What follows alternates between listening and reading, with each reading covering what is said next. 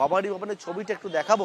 সুমিত রায় আসার আগে থেকে ভবানী ভবনে বেশ কয়েকজন পুলিশ কর্মীরা তারা হচ্ছে এখানে উপস্থিত ছিলেন। সুমিত রায় এলেন, আসার পরে যে রিসেপশন রয়েছে সেই রিসেপশনে গেলেন এবং প্রত্যেকটি ক্ষেত্রে আমরা যেমন দেখেছি ঠিক অভিষেক বন্দ্যোপাধ্যায় যখন হাজিরা দিয়েছিলেন যেমনটা দেখেছিলাম যে রিসেপশনে আসার পরে ডিজিটাল সাইন তাদের দিয়ে করানো হয়, ছবি তোলানো হয়, আই কার্ড দেখতে চাওয়া হয় এবং সেই সবটা দেখিয়ে সুমিত রায় দীর্ঘদিন ধরে হচ্ছে একেবারে তার কোনো রকমভাবে খোঁজ পাওয়া যায় না, পুলিশের সঙ্গে একেবারে লুকোচুরি খেলার পরে অবশেষে সুমিত রায় তিনি ভবানী ভবন এলেন। ভবানী ভবনে এক সন্দীপ সাধুক আমার সহকারে ভেতরের ছবিটা দেখালো, সন্দীপ সাধুকাকে বললো বাইরের ছবিটাও দেখানোর জন্য।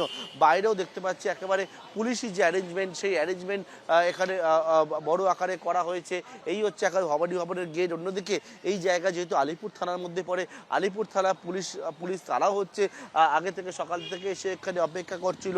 প্রশ্ন ছিল যেটা সুমিত রায় কি হাজিরা দেবেন এবং আমরা দেখলাম সুমিত রায় 10টা বাজার 6 মিনিট আগে 9টা 54-তে অভিষেক বন্দ্যোপাধ্যায়ের আত্মসহায়ক যার খোঁজে একেবারে হন্যে হয়েছিল পুলিশ, যার খোঁজে এসটিএফ এর গোয়েন্দারা বিভিন্ন জায়গায় ছুটে বেড়াচ্ছিলেন, সেই সুমিত রায় ওকে দেখা গেল অবশেষে দীর্ঘদিন পরে এবং সুমিত রায় এলেন ভবানী ভবনে।